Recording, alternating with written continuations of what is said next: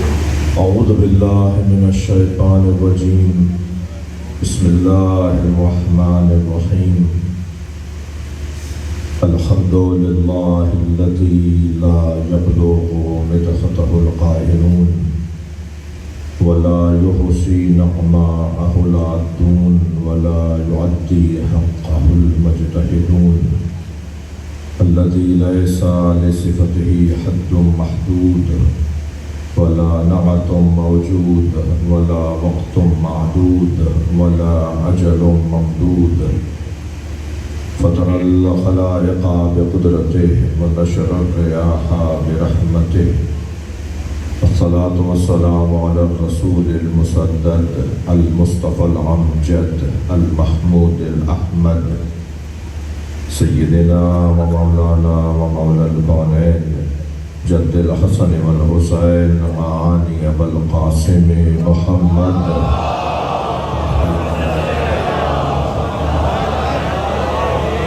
وآله الطيبين الطاهرين المعصومين الذين قال الله إنما يريد الله ليذهب عنكم الرجس أهل البيت ويطهركم تطهيرا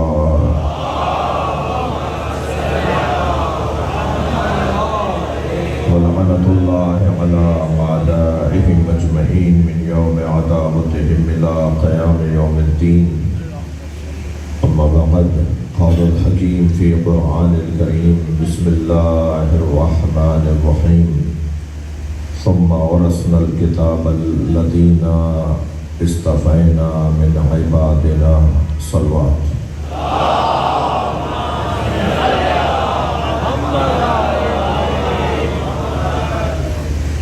بانی مجلس شاہ صاحبان کے مرحومین کی مغفرت کے لیے ایک سورہ فاتحہ تلاوت فرمائیں۔ بسم اللہ الرحمن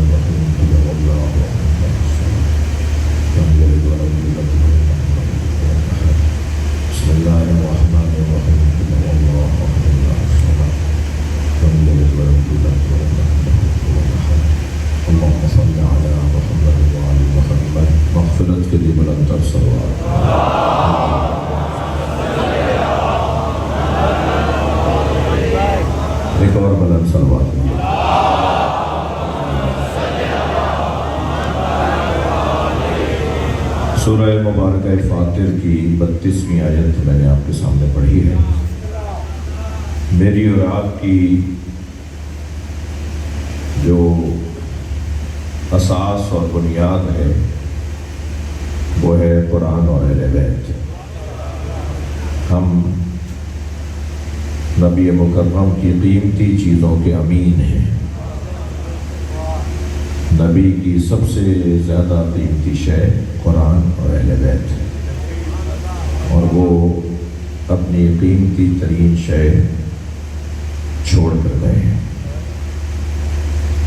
انی تارک فیکم الثقلین، صحیح مسلم کے الفاظ ہیں اولہما کتاب اللہ وعطرتی اہل بیتی، میں دو چیزیں تمہارے درمیان چھوڑ کے جا رہا ہوں، سب سے پہلی ان میں کتاب خدا ہے اور دوسرے میرے عطرت میری اہل بیت ہے۔ اذکرکم اللہ فی اہل بیتی، اذکرکم اللہ فی اہل بیتی، اذکرکم اللہ فی اہل بیتی۔ 3 مرتبہ سرکار نے فرمایا میں تمہیں اپنے اہل بیت کے بارے میں اللہ سے ڈراتا ہوں۔ 2 چیزیں چھوڑ کر جا رہا ہوں، پہلی کتاب اور دوسری اہل بیت، اور اہل بیت کے بارے میں تمہیں اللہ سے ڈراتا ہوں۔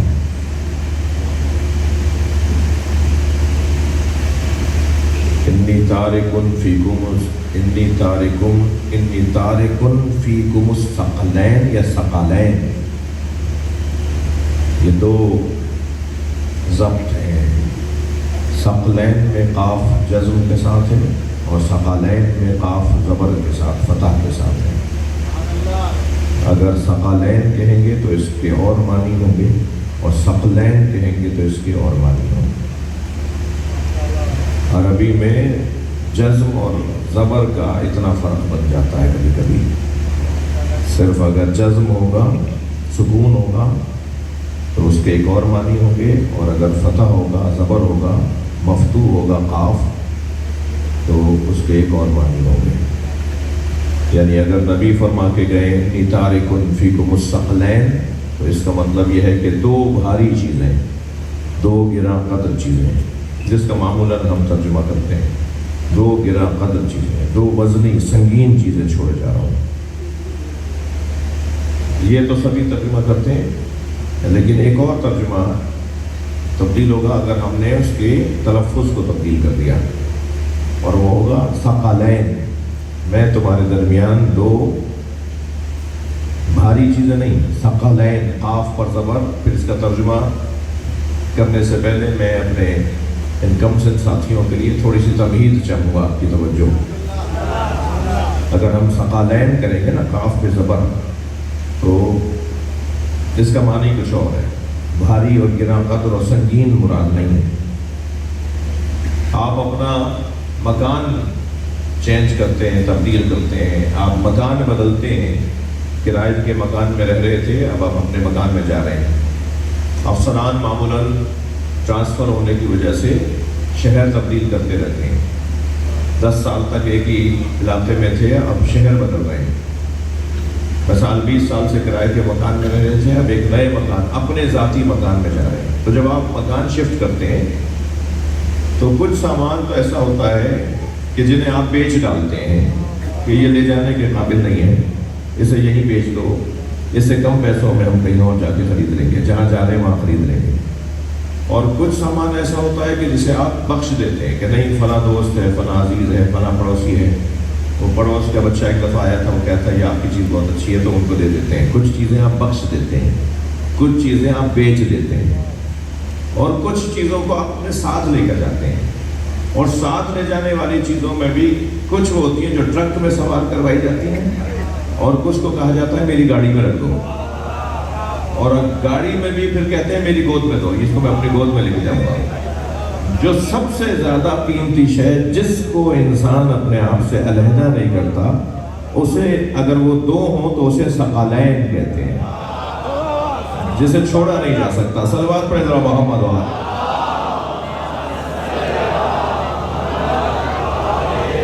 جنہیں وہ بہرحال اپنے ساتھ لے کر جائے گا، جنہیں وہ چھوڑ نہیں سکتا، اپنی جان سے زیادہ عزیز جنہیں رکھتا ہونا، اور وہ دو چیزیں ہوں تو انہیں کہا جائے گا ثقلین۔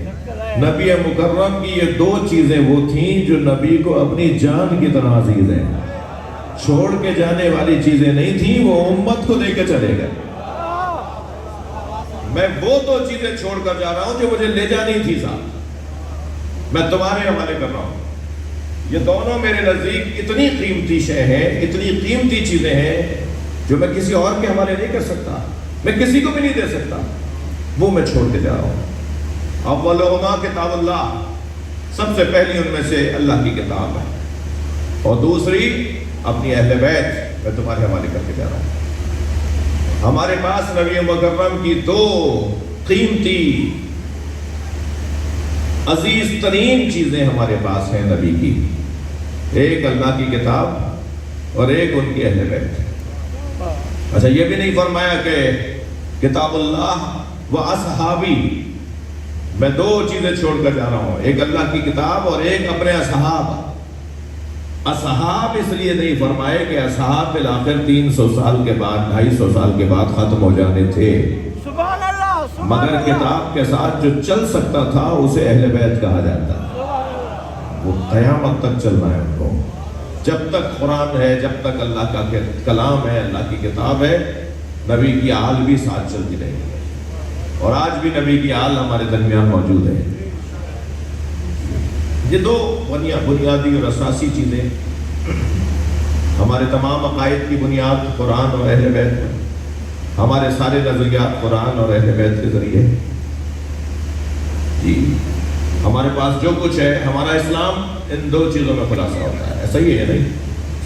ہمارا اسلام یا قرآن سے لیا جاتا ہے، قرآن سے لیتے ہیں، یا اہل بیت سے لیتے ہیں۔ یہ دو گراں قدر چیزیں، اور یہ دونوں ایک دوسرے سے علیحدہ نہیں ہوں گے۔ یہ نبی مکرم 1400 سال پہلے بشارت دے کر گئے، لن یفترقا، لن یفترقا، ہرگز یہ ایک دوسرے سے علیحدہ نہیں ہوں گے۔ حتی یرد علی الحوض، یہاں تک کہ قیامت میں حوض کوثر پر آ کر مجھ سے ملیں گے۔ یہ اس دنیا میں دنیا کی کوئی طاقت نہیں ہے جو ان دونوں کو جدا کر سکے، اور دنیا کی کوئی طاقت نہیں ہے جو ان دونوں میں تحریف لے کر آئے۔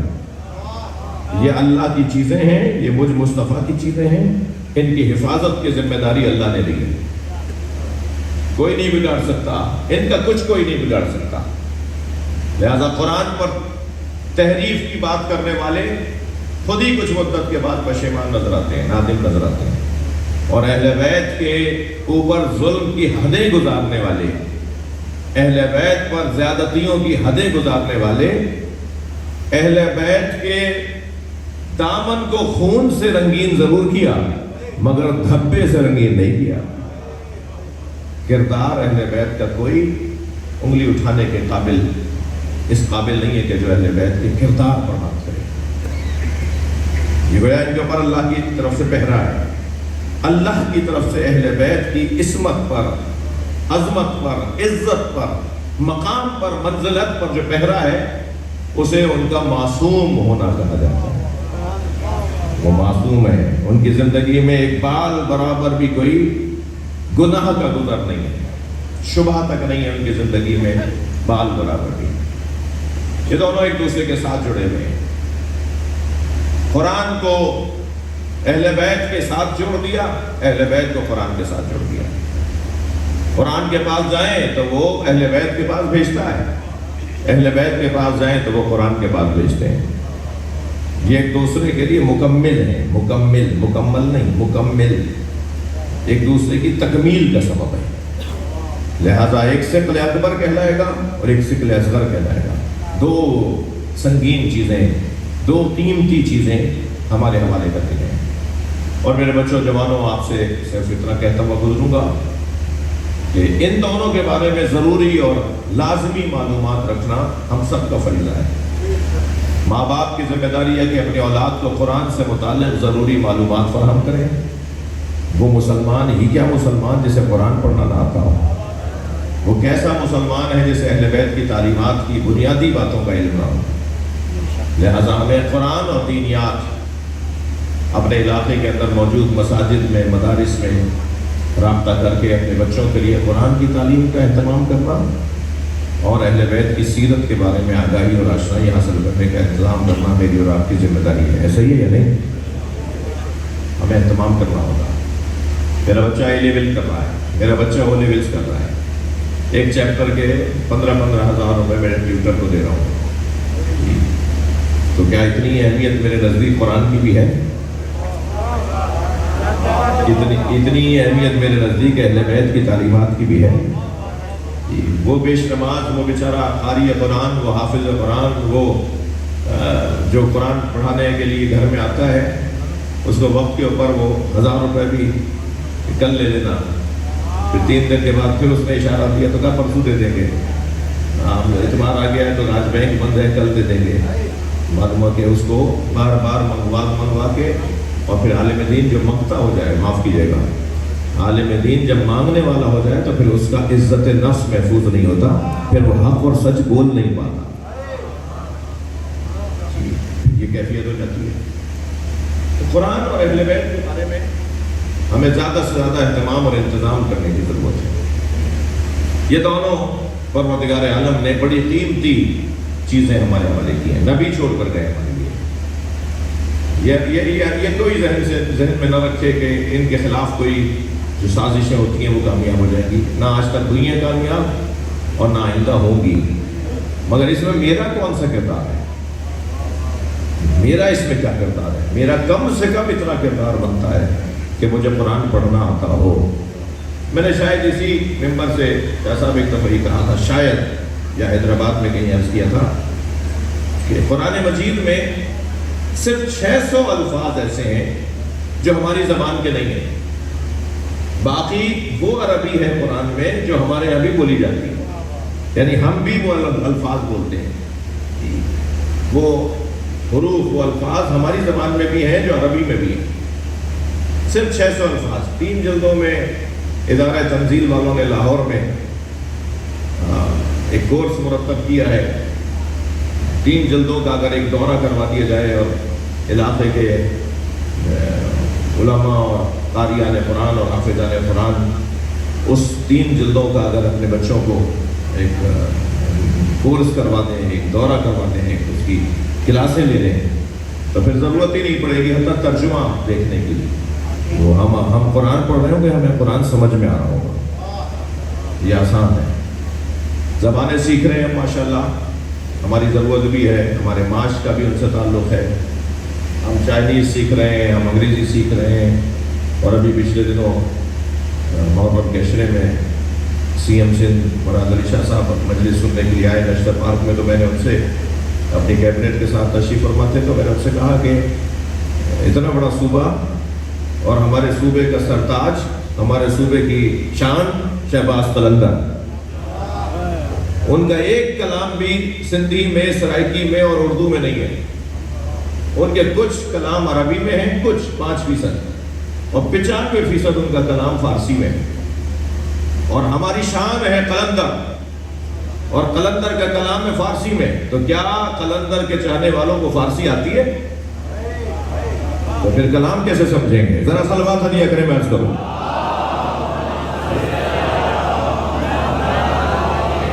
اچھا بڑا مجمع ہے، صلوات سب نہیں پڑھ رہے،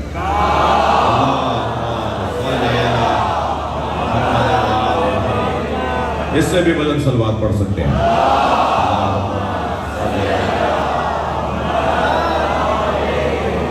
اس سے بھی بلند صلوات۔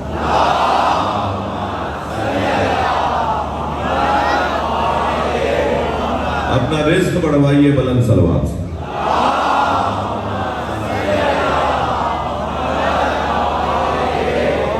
ہمارے یہاں کے تعلیمی اداروں میں فارسی لازمی نہ صحیح اختیاری مضمون ضرور ہونا چاہیے۔ جی انگریزی لازمی ہے یا نہیں؟ فارسی لازمی کیوں نہیں ہو سکتی؟ عربی لازمی کیوں نہیں ہو سکتی؟ لیکن چلیں اگر آپ بہت زیادہ وہ نہ صحیح مگر اختیاری تو ہو کہ اس مضمون کو پڑھنے پہ کوئی نمبر تو ملیں گے، اس کے رزلٹ پہ اس کا کوئی اثر تو ہوگا، اس کی مارک شیٹ پہ اس کا کوئی اثر تو ہوگا، اگر وہ اختیاری مضمون بھی ہوا۔ اور جو فارسی پڑھ لے گا وہ قلندر کو سمجھ سکتا ہے، اور شہباز قلندر کو سمجھنے کا مطلب یہ ہے کہ اہل بیت کو سمجھ سکتا ہے، اور اہل بیت کو سمجھنے کا مطلب یہ ہے کہ اللہ کو سمجھ سکتا ہے۔ بہت سیدھا رستہ ہے۔ تو کچھ زبانیں ہیں کہ جن کو جو ہماری ضرورت ہے، یہ تو ہر زبان سیکھنی چاہیے، اور علی والوں کو تو ویسے ہی زبانوں کے خلاف بات نہیں کرنی چاہیے۔ کوئی کسی زبان کے خلاف مولا علی کا چاہنے والا بول ہی نہیں سکتا، کسی زبان کے خلاف مولا علی کا چاہنے والا بول ہی نہیں سکتا، اس لیے کہ ہم اس علی مولا کو مانتے ہیں جو دنیا کی ہر زبان جانتے ہیں۔ لہذا ہر زبان آنی چاہیے، ہر زبان کو سیکھنا چاہیے، جہاں تک ممکن ہے وہ زبان بولی جائے اور ہم سیکھیں۔ مگر کچھ زبانوں میں ہمارا سرمایہ جاتا ہے، ہمارے پاس قیمتی چیزیں جاتا ہے۔ ان میں سے سب سے پہلی زبان خفت ابھی ہو گیا، سب سے پہلی زبان اس میں عربی زبان، پھر اس کے بعد فارسی زبان ہے، پھر ہماری اپنی زبانیں ہیں، علاقائی زبانیں ہیں، ہماری تہذیبی زبانیں ہیں، ہمارے خطے کی زبانیں ہیں، وہ سب آنی چاہیے ہمیں جہاں تک ممکن ہے۔ بات روشن ہے؟ ثم اورثنا الکتاب الذین اصطفینا من عبادنا، اور پھر ہم نے وارث بنایا ہے اپنی اس کتاب کا اپنے ان بندوں کو کہ جو ہمارے خاص صالح بندے ہیں۔ زمین کا وارث اہل بیت کو بنایا، کتاب کا وارث اہل بیت کو بنایا، آسمان کا وارث اہل بیت کو بنایا۔ توجہ چاہوں گا، اللہ نے اس کائنات کا وارث اہل بیت کو بنایا، تو پھر جنہیں اللہ نے ہمارے لیے وارث اور حاکم قرار دیا ہے انہی کو مان لینا تو للہیت ہے، خدائی ہے اور توحید پرستی ہے۔ ہمارے بعض احباب علی وارث کے تغرے لگاتے ہیں، بہت خوبصورت خوبصورت تغرے گاڑیوں پر، ڈرائنگ روموں میں، جگہ جگہ۔ ایک صاحب مجھ سے کہنے لگے آپ کے یہاں شرک ہوتا ہے۔ میں نے کہا جی کیا ہوتا ہے؟ کہنے لگے جی آپ کے یہاں لکھا جاتا ہے علی وارث۔ تو میں نے کہا جی اس میں پریشانی کیا ہے؟ کہنے اللہ وارث ہے، وَلِلَّهِ مِيرَاثُ السَّمَاوَاتِ وَالْأَرْضِ۔ قرآن یہ کہہ رہا ہے کہ اللہ ہی آسمانوں اور زمینوں کا وارث ہے۔ تو میں نے کہا جی آپ نے قرآن پڑھا ہے؟ کہنے لگے میں قرآن کا حافظ ہوں۔ میں نے کہا پھر آپ سورہ مبارکہ الانبیاء کی 105ویں آیت مجھے سنائیے۔ آپ یقین جانیے اس نے آیت سنا دی، وَلَقَدْ كَتَبْنَا فِي الزُّبُورِ مِن بَعْدِ الذِّكْرِ أَنَّ الْأَرْضَ يَرِثُهَا عِبَادِيَ الصَّالِحُونَ۔ ہم نے تورات، زبور، انجیل، قرآن میں لکھ دیا ہے کہ زمین کی وراثت ہمارے نیک اور صالح بندوں کے پاس ہے۔ میں نے کہا آپ سے ایک علی وارث ہضم نہیں ہو رہا تھا، ہم 14 کو وارث مانتے ہیں۔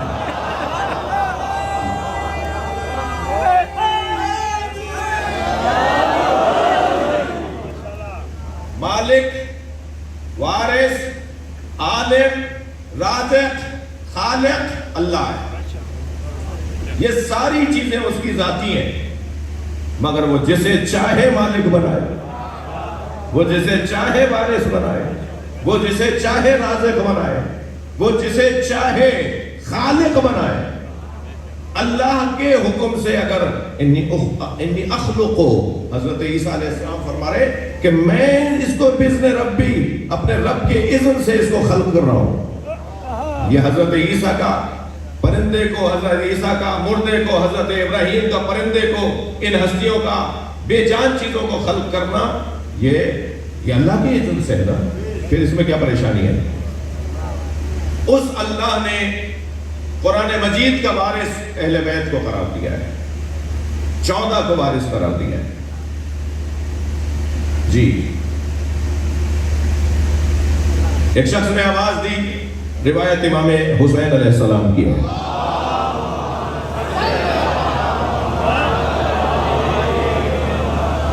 وہ کہتا ہے کہ والا قرآن کی بعض آیتیں ہمیں سمجھ میں نہیں آتی۔ حضرت نے فرمایا جب کبھی تمہیں قرآن سمجھ میں نہ آئے تو ان سے پوچھو جنہیں اللہ نے قرآن کا وارث بنایا۔ اس نے سوالات کرنا شروع کیا، اس نے کہا یہ جو وہ جو ہے لقد بعث فیہم رسولا منہم یتلو علیہم آیاتہ ویزکیہم ویعلمہم الکتاب والحکمہ، یہ جو آیت ہے مولا مجھے اس کے بارے میں سمجھائیں کہ اللہ اس آیت میں کیا ارشاد فرما رہا ہے۔ حضرت فرمایا اس میں الجھن کیا ہے؟ کہنے لگا مولا اللہ نے نبی مکرم کو امی قرار دیا ہے، لقد بعث فی الامیین منہم رسولا، ہم نے امیوں میں سے ایک رسول کو بھیجا۔ تو حضرت نے فرمایا کہ اس میں الجھن کیا ہے؟ کہنے لگا کہ جو ان پڑھ ہو معاذ اللہ، جو پڑھا لکھا نہ ہو، جو پڑھنا نہ جانتا ہو، جو لکھنا نہ جانتا ہو، وہ کیسے کسی کو تعلیم دے گا؟ تو حضرت نے فرمایا امی، اب امام حسین کا قول سنا، حضرت نے فرمایا امی کا مطلب ان پڑھ جس نے بھی لیا ہے اس نے گویا اللہ کی قدرت پر سوال اٹھایا ہے۔ امی کا مطلب ان پڑھ نہیں ہے، امی کا مطلب مکی، مدنی اور ام القرا سے امی ہے۔ نبی مکی ہیں، نبی مدنی ہیں، نبی ام القرا کے رہنے والے ہیں، اس لیے امی ہیں۔ جیسے مکے کے رہنے والے کو مکی، جیسے مدینے میں رہنے والے کو مدنی، ایسے ہی ام القرا میں رہنے والے کو امی۔ ایک شہر سے نسبت ہے امی کی۔ حضرت فرماتے ہیں کہ یہ وَيُعَلِّمُهُمُ الْكِتَابِ سے مراد، کتاب سے مراد کتاب کی تعلیم نہیں ہے، کتابت کی تعلیم۔ مولا حسین کا فرمان سنا ہوں، ورنہ قرآن کہہ چکا ہے یتلو علیہم آیاتہ، وہ آئے ہیں اس لیے تاکہ آیات قرآنی کی تلاوت کریں۔ تو یہ تو تعلیم ہو گئی، قرآن پڑھ کر سنائیں گے، یہ تعلیم قرآن ہو گیا۔ یزکیہم، تزکیہ نفس، وَيُعَلِّمُهُمُ الْكِتَابَ، اور لکھنے کی تعلیم، جو علی کو لکھنا سکھائے، جو اصحاب کو لکھنا سکھائے، تم کہہ رہے ہو اسے لکھنا نہیں آتا تھا؟ یہاں مراد کتاب کی تعلیم سے مراد کتابت کی تعلیم ہے۔ مولا حسین فرما رہے ہیں ہمارے نزدیک یہ ہرگز غلط فہمی ہے کہ نبی کو لکھنا نہیں آتا تھا۔ لکھنا نہیں آتا تھا اور ہے، لکھتے نہیں تھے اور ہے۔ بہت سارے کام آتے ہیں مگر کیے نہیں جاتے، بہت ساری چیزیں آتی ہیں، بہت سارے جوابات آتے ہیں مگر جواب دیے نہیں جاتے۔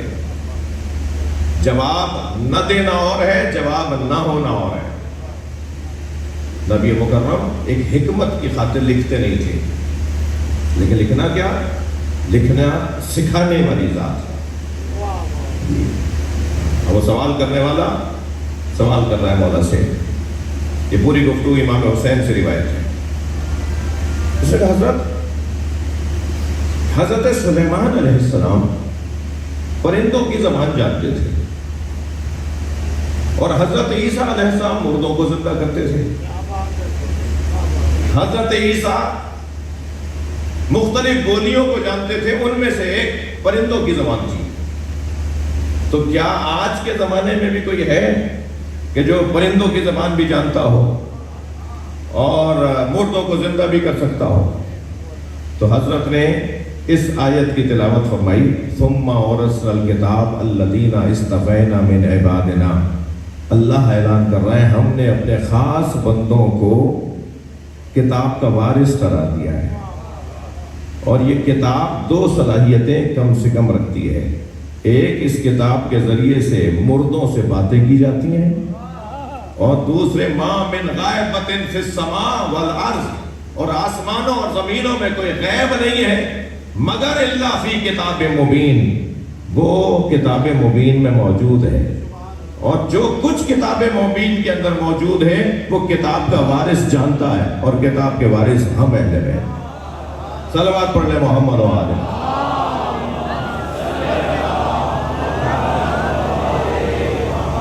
اور یہاں اسی روایت میں امام حسین علیہ السلام پھر پورا قصہ دہراتے ہیں کہ تمہیں یاد نہیں ہے، تم نے پڑھا نہیں ہے کہ حضرت سلیمان علیہ السلام ایک مرتبہ اس ہدہد کو تلاش کر رہے تھے جو حضرت سلیمان کو رستہ دکھاتا تھا، وہ ہدہد کا پرندہ ہدہد۔ ایک دن فرمان لیں گے ما لیا لا ارى الہدہد، آج مجھے ہدہد نظر نہیں آ رہا، وکان من الغائبین، آج غائب ہو گیا ہے۔ حضرت نے فرمایا حضرت سلیمان کو ایک دن ہدہد نظر نہیں آ رہا تھا کہ جو انہیں رستے دکھاتا تھا، جو بتاتا تھا یہاں میٹھا پانی ہے، وہیں کنواں کھدواتے تھے جہاں سے پھر جہاں وہ آ کے بتاتا تھا اور پھر وہاں سے میٹھا پانی نکلتا تھا۔ حضرت نے فرمایا کہ حضرت سلیمان تو ہدہد کے بارے میں نہیں جانتے تھے کہ آج ہدہد کہاں چلا گیا ہے، اور ہم وہ ہیں کہ جو آسمانوں اور زمینوں میں جو کچھ مخفی ہے وہ ہم سب جانتے ہیں۔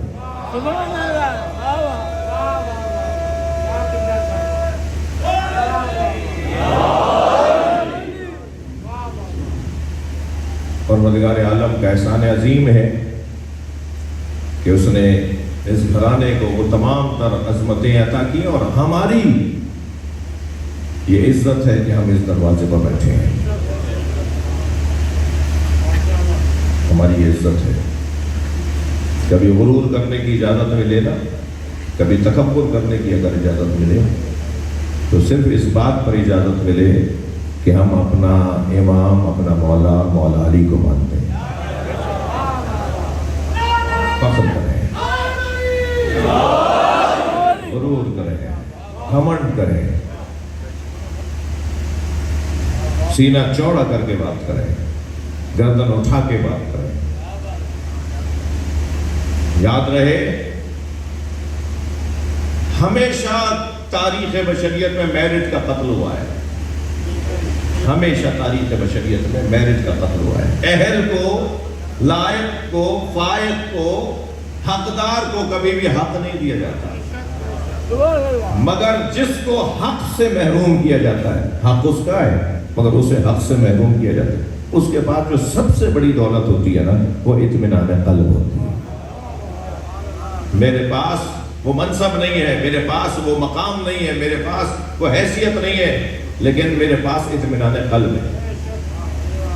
آج کی بات نہیں ہے، ہمیشہ ایسا ہوا ہے۔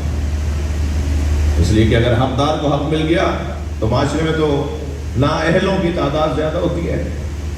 وہ نااہل کہاں چلے جائیں گے؟ وہ سب چور کے اوپر چور کی چوری کی پردہ داری کرتا ہے، نااہل کی پردہ داری کرتا ہے، عیب چھپاتا ہے۔ لیکن مجھے اور آپ کو سب سے زیادہ جس بات پر اللہ کا شکر ادا کرنا چاہیے وہ کہ ہم جس گھر سے جڑے ہوئے ہیں، ہم امام بھی اسے مانتے ہیں جسے امام ماننے کا حق ہے۔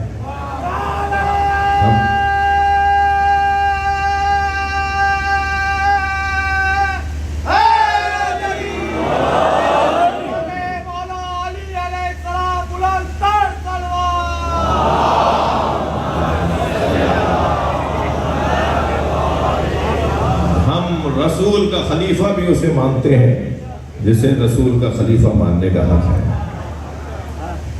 کبھی پوچھیں نا ان بچوں سے، ان جوانوں سے، ان کا حق ہے نا، پوچھا جائے نا ان سے کہ آخر بھائی کیا مصیبت ہے، کیا مسئلہ ہے؟ تم ان لوگوں کے پیچھے لگے ہوئے ہو کہ جن کے پاس تعداد بھی کم تھی۔ ابھی ایک جگہ مجھ سے پوچھا جانے لگا کہ اگر آپ حق اور سچ پر ہیں تو آپ کی تعداد کم کیوں ہے؟ میں نے کہا ہمیشہ حق اور سچ والوں کی تعداد ہی تو کم ہوتی ہے، اس لیے کہ حق اور سچ بولنے والے کو مصیبتوں کا سامنا کرنا پڑتا ہے، اور مصیبتوں کا سامنا ہر ایک نہیں کر پاتا، لہذا وہ کم ہوتے ہیں۔ ہمیشہ حق پر جو لوگ ہوتے ہیں ان کی تعداد کم ہوتی ہے۔ یہ کوئی معیار نہیں ہے کہ کثرت وَلَوْ أَعْجَبَكَ كَثْرَةُ الْخَبِيثِ۔ صلوات پڑھے ذرا محمد و آلہ محمد۔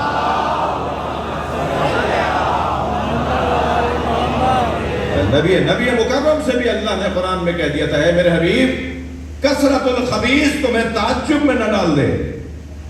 کسی چیز کی کثرت معیار کب ہے؟ کسی چیز کا حق پر ہونا معیار ہے، اور حق پر جو چیز ہوتی ہے، حقدار جو ہوتا ہے، حق جو ہوتا ہے، وہ کبھی بھی کسی کی خواہشات کی پیروی نہیں کرتا۔ سورہ الانبیاء کی حسین آیت ہدیہ کر رہا ہوں، وَلَوْ اتَّبَعَ الْحَقُّ أَهْوَاءَهُمْ لَفَسَدَتِ السَّمَاوَاتُ وَالْأَرْضُ وَمَنْ فِيهِنَّ۔ اگر حق نے ان کی خواہشات کی پیروی کر لی ہوتی تو جو کچھ آسمانوں میں ہے اور جو کچھ زمین میں ہے اور جو کچھ ان کے درمیان ہے وہ سب برباد ہو جاتا، وہ سب تباہ ہو جاتا۔ حق تنہا بھی کھڑا ہونا تو وہ باطل کی پیروی نہیں کرتا، حق اکیلا بھی ہو تو وہ کسی کی خواہشات کے آگے جھکتا نہیں ہے۔ مجھے ہاں نہ میں بتائیے میرے بچے، حق طاقت ہے یا طاقت حق ہے؟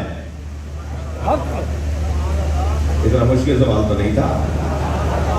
حق طاقت ہے یا طاقت حق ہے؟ دشمن نے، غیر نے، باطل طاقتوں نے ہمیشہ طاقت کو حق بتایا ہے، مگر اس ممبر کا کام ہے کہ حق کو طاقت بتائے۔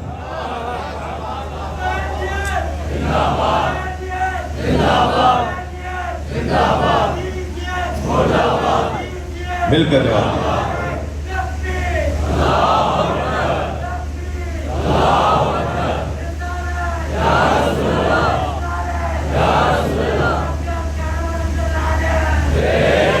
بلندتر صلوات پڑھ لیں محمد۔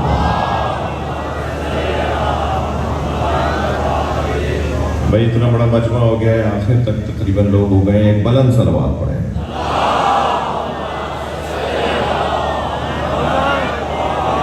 اس سے بلند صلوات پڑھیں۔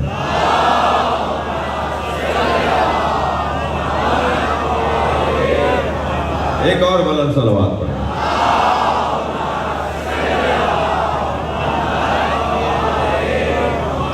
اس سے بلند صلوات ممکن ہے؟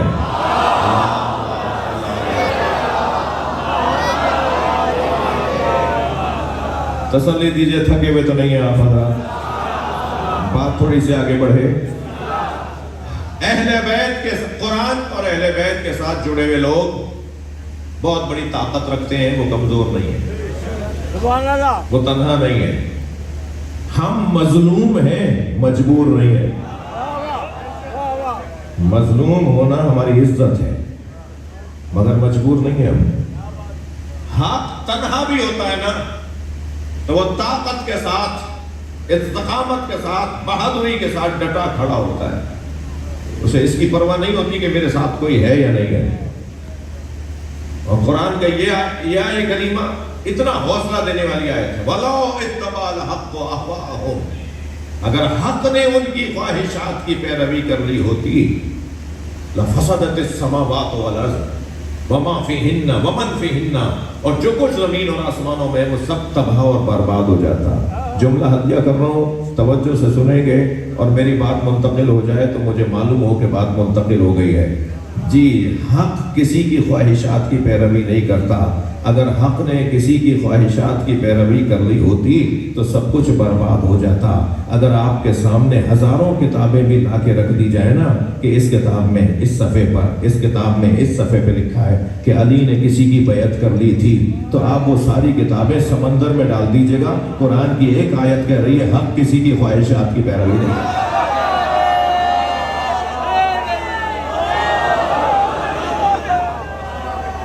सलावत पढ़ ले मोहम्मद व आले।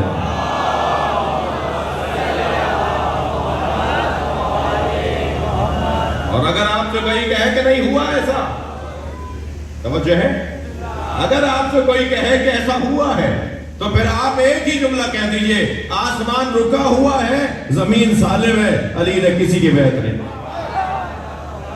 वरना ये सब बर्बाद हो जाता अगर हक किसी की ख्वाहिशात की पैरवी कर लेता। हजरत इब्ने अब्बास से आकर किसी ने कहा, इब्ने अब्बास इसलिए लोग अली की बैत नहीं कर रहे, इसलिए लोग अली को नबी का जानशीन नहीं मान रहे, इसलिए कि लोग नहीं चाहते एक ही घर में नबूवत भी हो और इमामत भी हो। अब ये लोग नहीं चाहते, ख्वाहिशात नफसानी है या नहीं? लोग नहीं चाहते, लोगों का चाहना या ना चाहना ये ख्वाहिशात नफसानी है या नहीं? और कुरान कह रहा है कि ख्वाहिशात नफसानी की अगर हक पैरवी कर ले तो सब बर्बाद हो जाए। लोगों के कहने पे चलना है, लोग क्या कह रहे हैं ये देखना है। भाई लोग तो न जाने क्या क्या चाहते हैं। तवज्जो है, एक सलवात और हदिया करें मोहम्मद।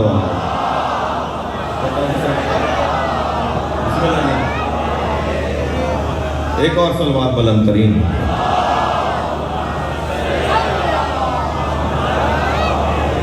इससे बुलंद सलवात नबी की ज़ात।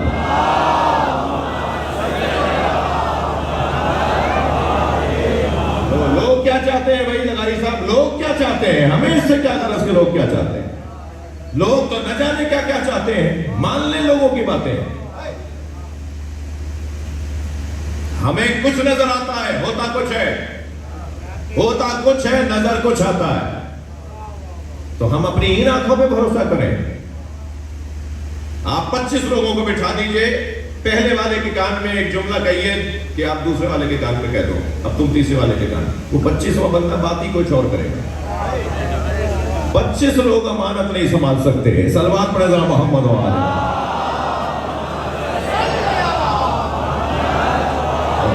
और मुझे ये जवान हाँ ना में बताए, हमें लोगों की बात माननी है या अल्लाह की? हमें लोगों की बात नहीं माननी, इसलिए कि जो बोल रहा है न जाने वो किस नीयत से बोल रहा है, उसकी ख्वाहिशात क्या है, उसकी तरजीहात क्या है, उसका ज़ौक़ क्या है, उसका शौक़ क्या है, उसका मतलब क्या है, उसका मकसद क्या है। लतीफ़ा नहीं सुना रहा, एक तारीख की अजीब कैफियत है कि आइम्मा अहले बैत से दूर करने के लिए कुछ लोगों ने कुछ मकतबों और मसलकों की बुनियाद डाली, जिसमें कुछ आसानियां थी, इसमें इंसान को कुछ आसानी थी। और जब इंसान आसानियों की तरफ जाता है तो उसकी फितरत है कि उसे पसंद करता है, जिसमें उसे आसानी मिलती है उसे वो पसंद करता है, उसकी तरफ राग़िब होता है, उसको राइज कर देता है। बाज़ हक और सच काम और बातों में तकलीफें होती हैं, मुश्किलात होती हैं, परेशानियां होती हैं, और इंसान भागता है परेशानियों से, इंसान तकलीफों से दूर होता है। वो इतनी सी देर की सुई जो बच्चे को लगती है, बच्चा भागता है या नहीं भागता उसे? جبکہ جب اسے سمجھا دیا جائے کہ بھائی یہ سوئی کا لگنا 1 سیکنڈ سے زیادہ کی تکلیف نہیں ہے، مگر جو آرام ہے وہ سالوں کا آرام ہے، مدتوں تک تمہیں آرام رہے گا. یہ ویکسینیشن ہو رہی ہے، اتنی سی سوئی لگ رہی ہے، اتنی سی انجیکشن کی سوئی چبھے گی، اور اس کے بعد تم ساری زندگی پولیو سے بچے رہو گے، ساری زندگی فلاں بیماریوں سے بچے رہو گے. مگر بچہ بھاگتا ہی نہیں بھاگتا. یہ بچہ ہی نہیں، ہمارے معاشرے میں تو سفید بالوں والے بچے بھی ہیں جن کے سن و سال زیادہ ہیں، مگر وہ معمولی تکلیف کو برداشت نہیں کرنا چاہتے اور دائمی تکلیفوں کو اٹھانا چاہتے ہیں. تو انسان کی تو فطرت ہے، وہ آسانیوں کو چاہتا ہے. وہ وقتی طور پر تکلیف بھی برداشت نہیں کرتا، کہتا نہیں ابھی تکلیف نہ ہو، کل دیکھ لیں گے. اور پھر کل بعض اوقات وقت نکل چکا ہوتا ہے. تھک تو نہیں رہا، بعض اوقات وقت نکل چکا ہوتا ہے، اس کا کوئی فائدہ نہیں ہوتا. بعد میں سوائے ہاتھ ملنے کے اور سوائے افسوس کرنے کے اور سوائے کوڑنے اور جلنے کے اور کوئی رستہ نہیں ہوتا انسان کے پاس. کچھ لوگوں نے ایسا کیا، اہل بیت سے دور کرنے کے لیے. اہل بیت کے ہاں کچھ سختیاں تھیں، اہل بیت کے ہاں کچھ اصول پرستیاں تھیں، اہل بیت کے ہاں کچھ ایسے احکامات تھے کہ جن کو مانیں گے تو شاید کچھ دیر کے لیے تکلیف رہے، کہ نہیں کچھ آسانیاں لے آئیں. ان میں ایک پورا مضمون ہے جس کے اوپر بات ہو کہ کہاں کہاں ایسا ہوا اور کیا کیا مثالیں ہیں اس کی. ان میں سے مثلاً ایک مثال ہے استحسان اور قیاس کی مثال. توجہ، استحسان اور قیاس. جو اچھا لگے اسے دین بنا دو، باقاعدہ دین بنا دو اسے جو تمہیں اچھا لگ رہا ہے. 4 لوگوں نے طے کیا یہی صحیح ہے، فیصلہ کر دو یہی صحیح ہے. قیاس، استحسان. لہذا اس کی بنیاد پر دین کو مسخ کرنے کا مجھے نہیں معلوم کہ ان میں جنہوں نے شروع کیا تھا ان کا ارادہ تھا یا نہیں، نتیجہ بہرحال یہی نکلنا تھا. لہذا بات یہاں تک پہنچی کہ دور 6 امام تک کا آ گیا، اور پھر امام جعفر صادق علیہ السلام نے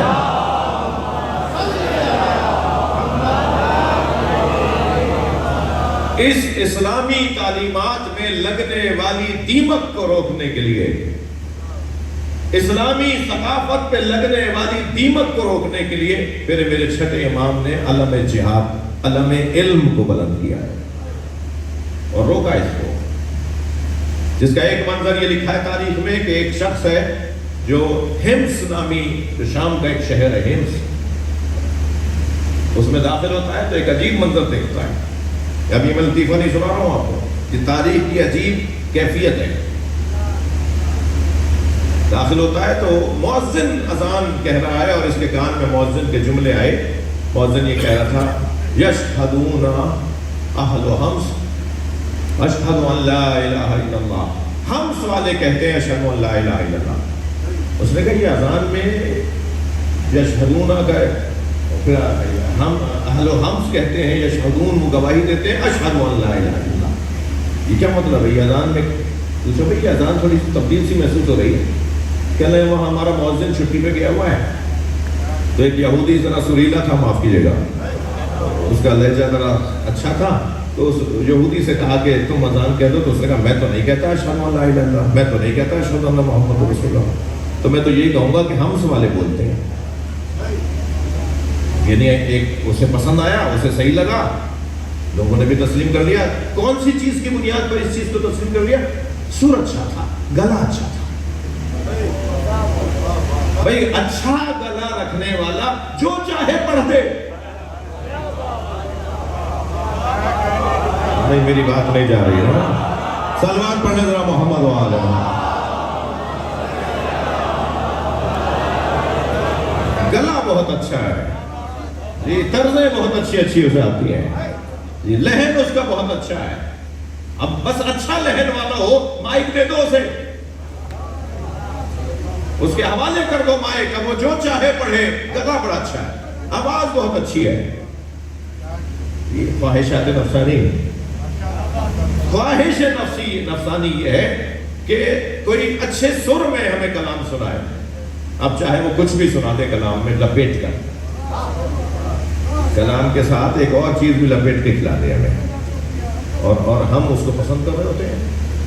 اور قرآن اسے روک رہا ہے، خبردار لوگوں کی خواہشات کی پیروی کرنے والا حق نہیں ہوتا، حق کسی کی خواہشات کی پیروی نہیں ہوتی۔ ضمن بات آ گئی ہے، اس وقت جو مسائل ہیں ہماری قوم میں سے، ہماری قوم میں، ان میں سے ایک مسئلہ یہی ہے، پوری قوم گلے والوں کے پیچھے ہے بھائی۔ میں نہیں کہتا کہ سب گلے والے غلط ہیں، ان کی خدمات ہیں، ان کی اتنی خدمات ہیں کہ میری تو کوئی حیثیت نہیں ہے۔ اللہ کے ولی لوگ مرثیہ پڑھنے والوں، نوحہ پڑھنے والوں کا ہاتھ چومتے ہیں، ان کا بہت بڑا مقام ہے۔ میں خود ذاکروں کی اولاد ہوں، میں خود مرثیہ خانوں کی اولاد ہوں۔ مرثیہ خوانی ذکر اہل بیت نظم کی صورت میں اور طرز کی صورت میں یہ بہت بڑی خدمت ہے، ان کی بہت بڑی خدمت ہے، ان کا احترام ہو۔ مگر عزیزان گرامی، مجھے بتائیے کہ یہ مجلس ہو رہی ہے یا کوئی تقریب ہو رہی ہے؟ یہ مجلس ہو رہی ہے نا، تو مجلس کے اپنے تقاضے ہیں، کسی تقریب کے اپنے تقاضے ہیں۔ یہ فنکشن نہیں ہو رہا، یہ پروگرام نہیں ہو رہا۔ اس مجلس کے بعد جو غذا کھلائی جائے گی وہ لنگر نہیں ہے، وہ نیاز ہے۔ نیاز میں اور لنگر میں فرق ہے۔ لنگر ہوتا ہے، لنگر کی اصطلاحی ہے سکھوں کے یہاں سے، اور نیاز کی اصطلاحی ہے حسین کے یہاں سے۔ نیاز ہوگی نا تو ایک چاول کا دانہ بھی گرنے نہیں دے گا، اسے بھی اٹھا کے چوم کے یا تو اپنی جیب میں رکھے گا یا کھا لے گا۔ مجھے اپنی آنکھوں سے، مجھے اپنی یادداشتوں میں، حافظے میں یاد ہے کہ جب تابوت آتا تھا، علم آتا تھا، اس سے پھول کی جو پتیاں جھڑتی تھیں، ان پتیوں کو بین کر انسان اپنے ساتھ تبرک کے طور پہ گھر لے جاتا تھا۔ آج کیا ہو گیا؟ تقریب کر دیا نا اس کو، پروگرام کر دیا نا اس کو۔ یہ ممبر ہے، یہ اسٹیج ہے، اسے اسٹیج بنا دیا۔ جب یہ اسٹیج ہو جائے گا، جب یہ پروگرام ہو جائے گا، جب یہ لنگر ہو جائے گا، تو پھر یہاں جوتوں کے ساتھ آئیں گے لوگ، پھر یہاں طہارت کا کوئی خیال کرنا ضروری نہیں ہوگا، اور پھر یہ مجلس کہاں رہے گی؟ کس طرف لے جا رہی ہے میری قوم؟ ہم کہاں لے جا رہے ہیں؟ میں ان بزرگوں سے، خاص طور پہ جو شخصیات بیٹھی ہیں، ان سے ہاتھ جوڑ کر کہہ رہا ہوں، ڈانٹنا ڈپٹنا بند نہ کیجئے۔ یہ ڈانٹ ڈپٹ امر بالمعروف کہلاتا ہے، اور امر بالمعروف ہمارے ہاں نماز روزے کی طرح واجب ہے۔ صلوات ہدیہ کریں محمد و آلہ۔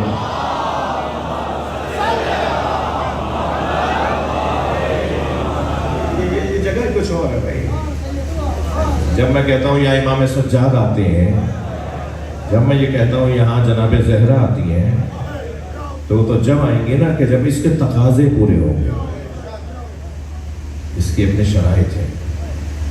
تو اس نے سنا کہ وہ کہہ رہا ہے کہ اہل حمز کہتے ہیں اشہد ان لا الہ الا اللہ۔ اب اچھا لگا، رائج کر دیا۔ تھوڑا سا اور آگے بڑھا تو کیا دیکھا کہ ایک مولوی صاحب نماز جنازہ پڑھا رہے ہیں، 40 لوگ ان کے پیچھے تکبیریں کہہ رہے ہیں، اور جس کی میت سامنے رکھ کر اسے پڑھا رہے ہیں نا، اس کو باندھا ہوا ہے اور وہ زندہ ہے، اور پکار کے کہہ رہے ہیں میں زندہ ہوں۔ یہ نہ کہہ رہے اللہ اکبر، وہ کہہ رہے ہیں میں زندہ ہوں، یہ کہہ رہے ہیں اللہ اکبر۔ نماز جنازہ ختم ہوئی تو اس نے پوچھ لیا بھائی یہ تو زندہ ہے، آپ زندہ کی نماز جنازہ پڑھا رہے تھے کیا؟ کہنے لگے کیا کروں؟ اب دیکھیں خواہشات نفسانی، کہنے لگے کیا کروں؟ ایک کہہ رہا ہے میں زندہ ہوں، یہ 40 کہہ رہے ہیں یہ مردہ ہے، تو میں 40 کی مانوں یا ایک کی؟ یہ ہے خواہشات نفسانی۔ جو اچھا لگا انہوں نے دین بنا دیا۔ پھر کچھ اور آگے بڑھے تو پیش نماز جماعت پڑھا رہے تھے، مگر منظر کچھ عجیب تھا۔ ایک ٹانگ پہ کھڑے ہو کے نماز پڑھا رہے تھے، ایک ٹانگ کو انہوں نے ہوا میں اٹھایا ہوا تھا۔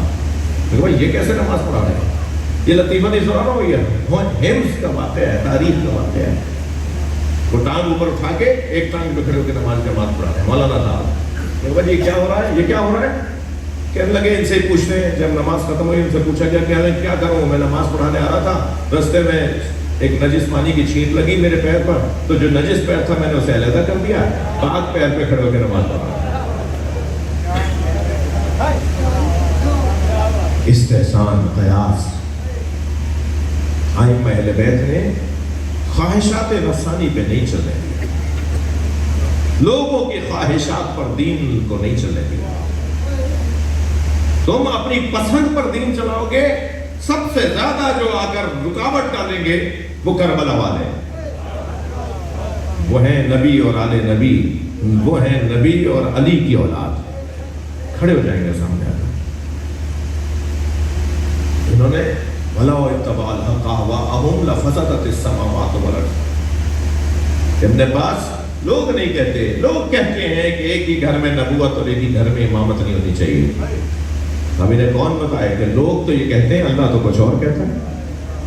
اللہ تو حضرت ابراہیم کے ہاں نبوت بھی دیتا ہے، امامت بھی دیتا ہے، اور جب نبی ہونے کے بعد، امام ہونے کے بعد حضرت ابراہیم سے سوال ہوا کچھ چاہیے تو فرماتے وَمِن ذُرِّيَّتِي، یا اللہ میری اولاد میں بھی امامت۔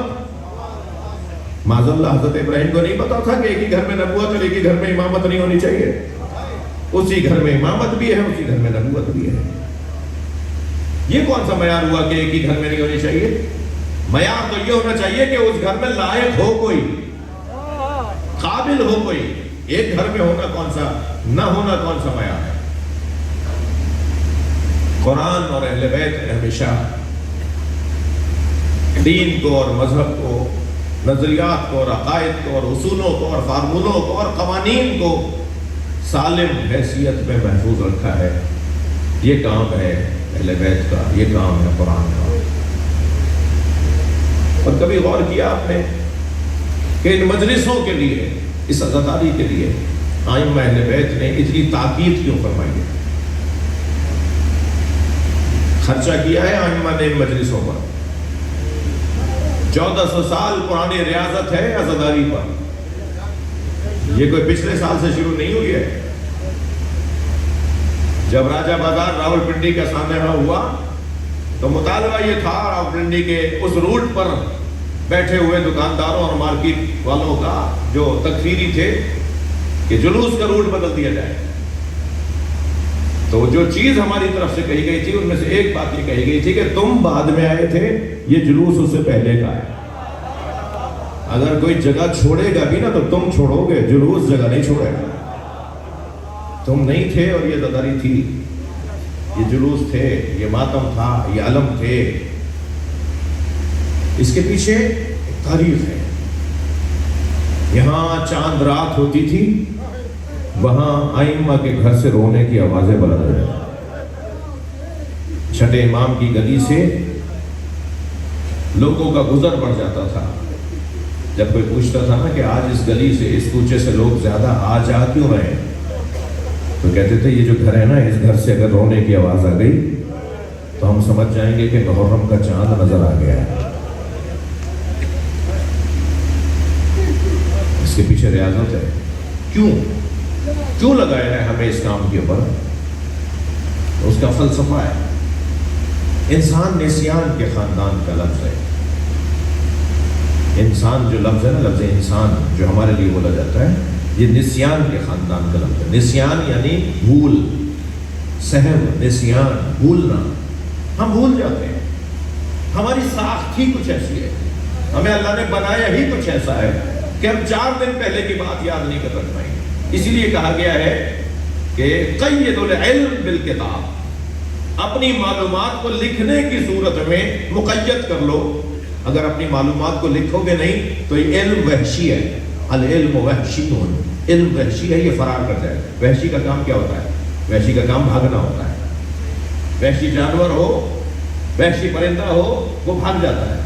فرما رہے علم وحشی ہے، یہ بھاگ جائے گا۔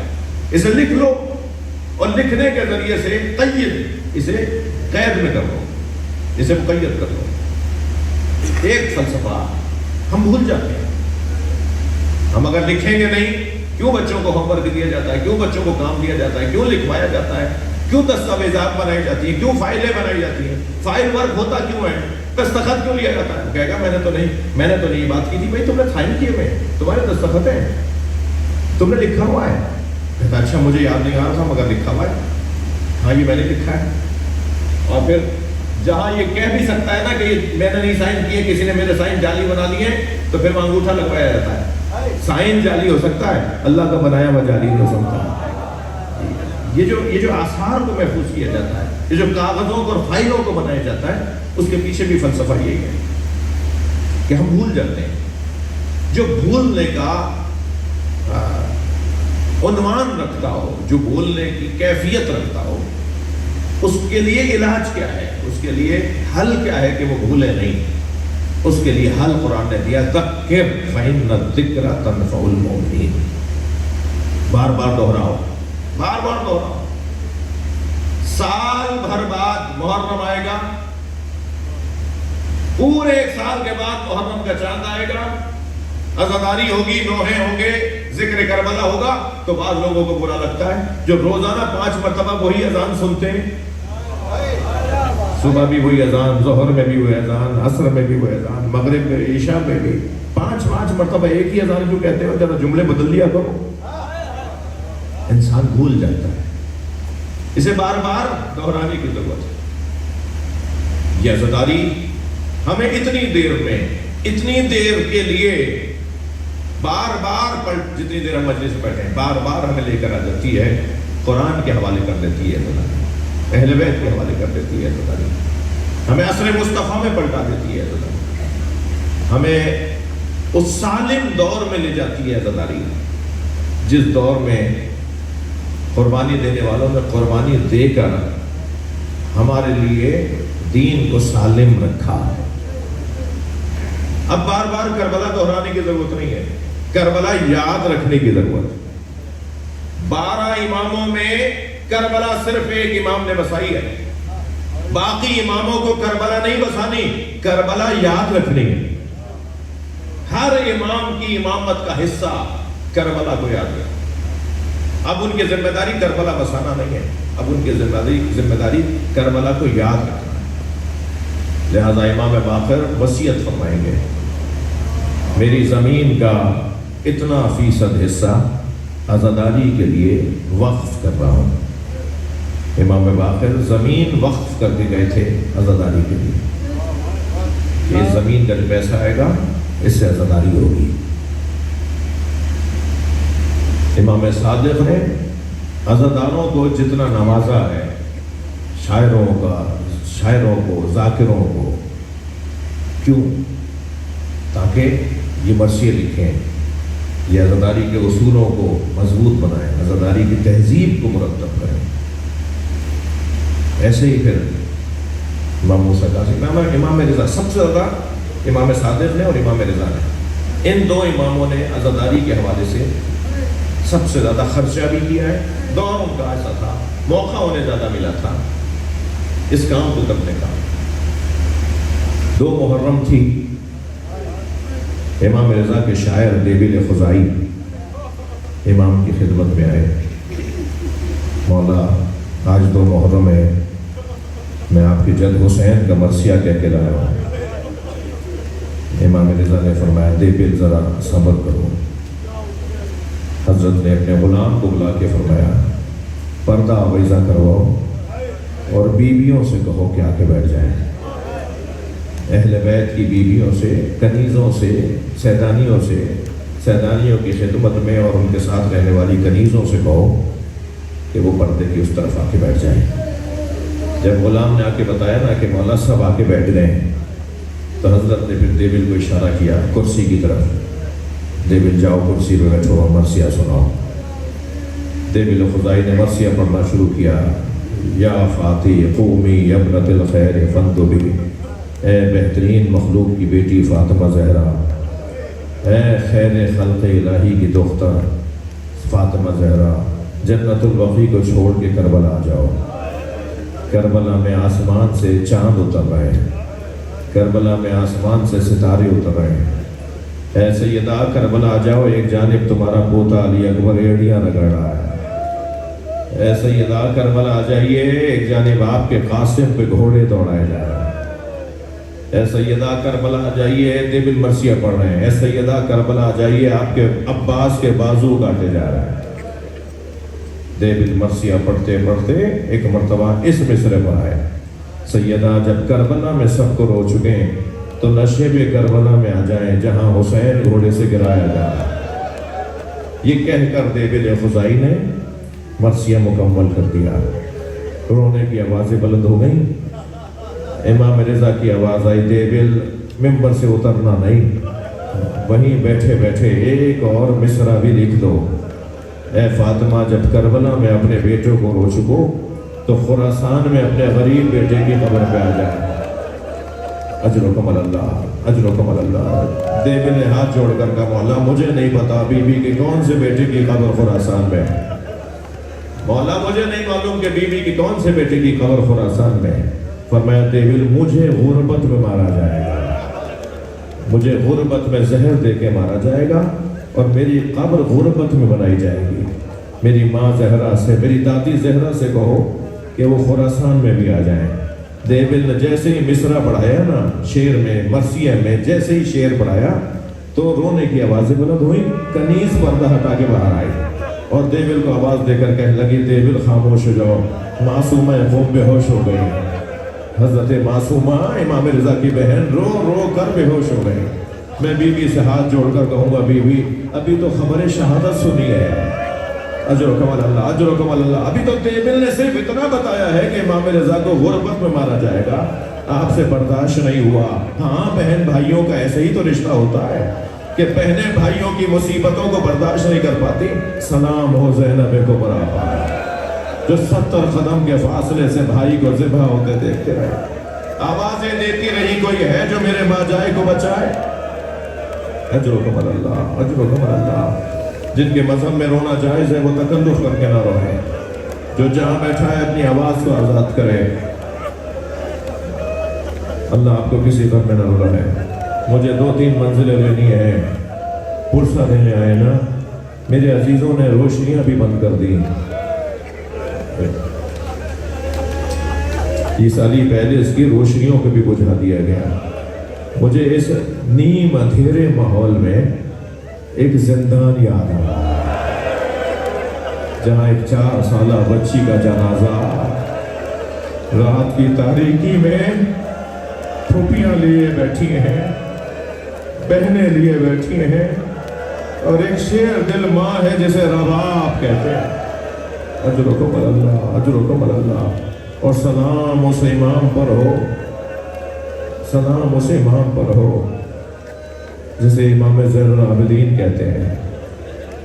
حضرت علی اکبر، حضرت علی اکبر جب عاشور کے دن اپنی شہادت کے لیے رخصت لے کر میدان کربلا کی طرف جا رہے تھے نا، واحد شہید تھے جنہیں امام حسین نے فرمایا تھا، علی اکبر جاؤ خیموں میں جا کر ماں بہنوں سے اجازت لو، جاؤ جاؤ جاؤ جا کر اپنی پھوپھی زینب سے اجازت لو، اپنی ماں ام لیلہ سے اجازت لو، علی اکبر ایک بھائی بھی تمہارے انتظار میں ہوگا۔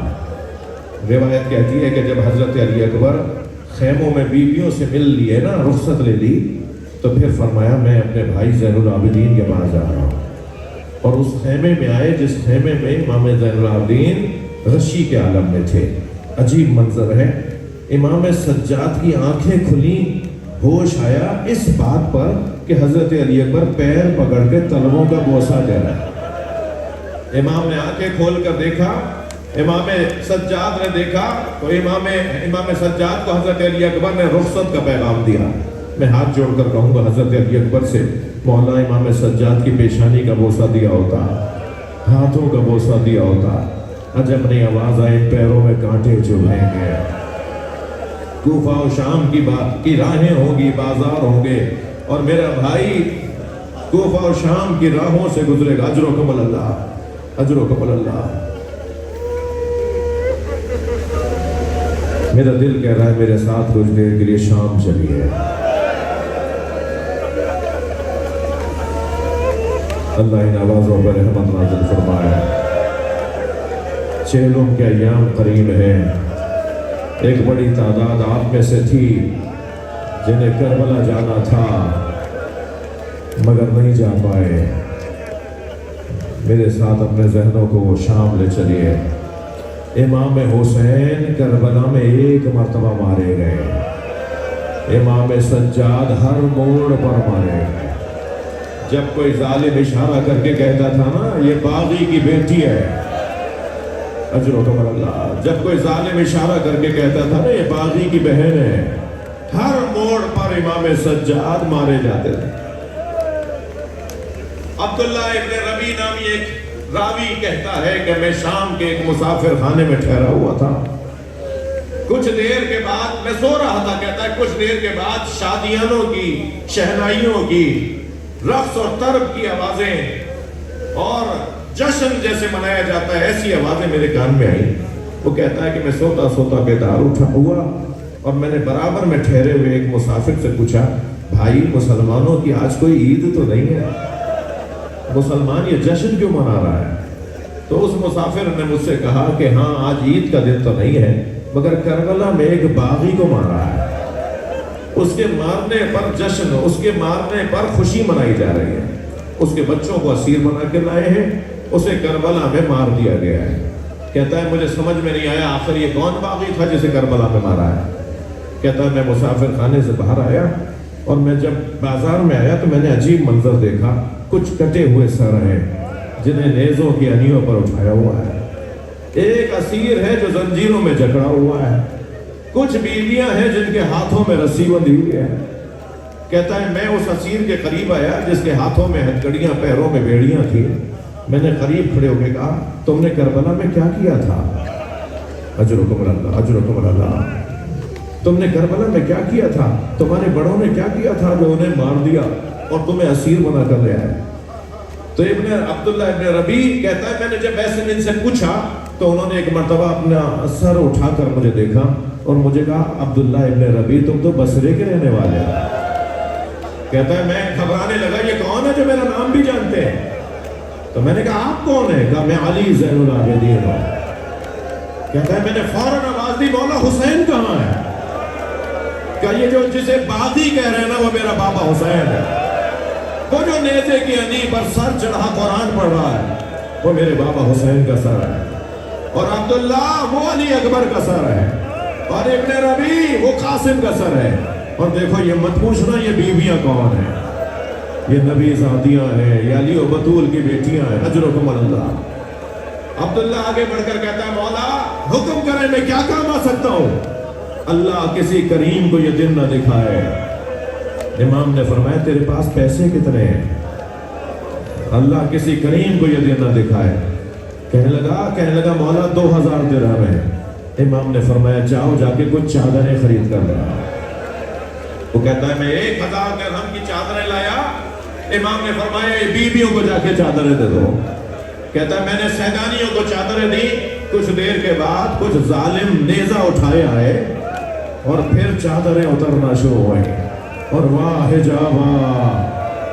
جابا کے نوحے بلند ہوئے. اجرکم اللہ. کہتا ہے میں پھر امام کی خدمت میں آ گیا مولا مجھے حکم کرے میں کیا کام آؤں؟ فرمایا تیرے پاس اور کتنے پیسے ہیں؟ کہ مولا 1000 درہم میرے پاس باقی ہیں.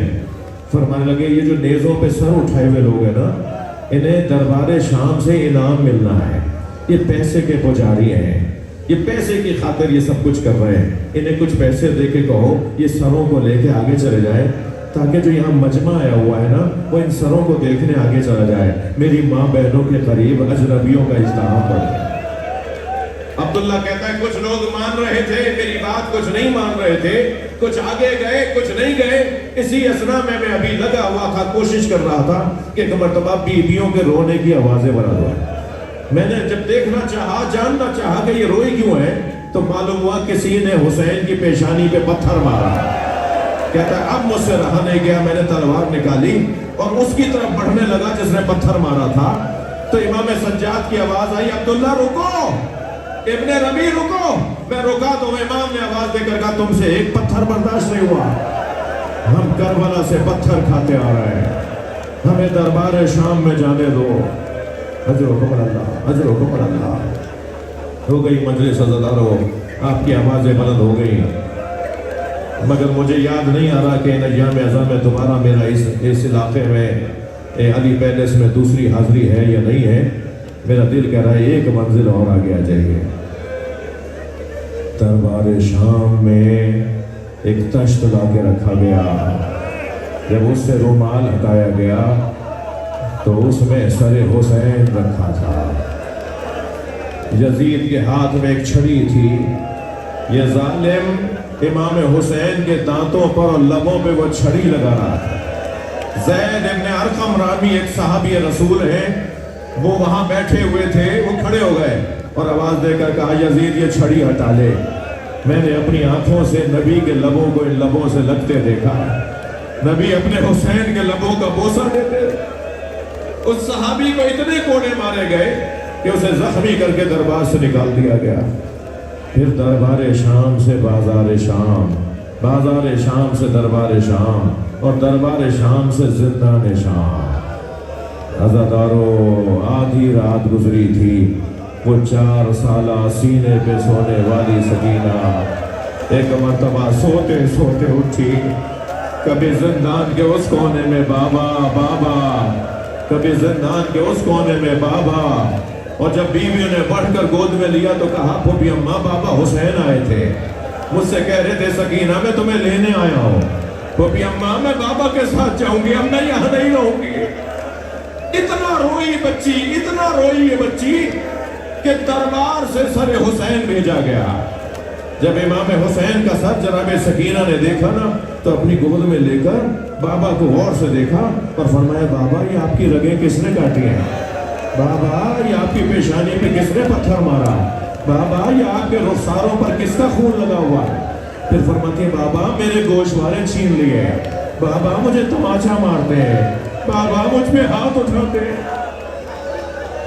بچی بابا بابا کہتے کہتے ایک مرتبہ بچی نے بابا کے منہ پہ منہ رکھ دیا، روتی روتی بچی خاموش ہو گئی۔ سب یہ سمجھے ہوں گے کہ سکینہ سو گئی۔ امام سجاد آگے بڑھے، نفس پر ہاتھ رکھا، آواز دی اماں زینب اماں رباب کو سنبھالے، آواز آئی انا للہ وَإِنَّا إِلَيْهِ رَاجِعُونَ۔ زندان شام میں حسین کی بچی کا دم نکل گیا۔ اللہ لعنت اللہ علی قوم الظالمین۔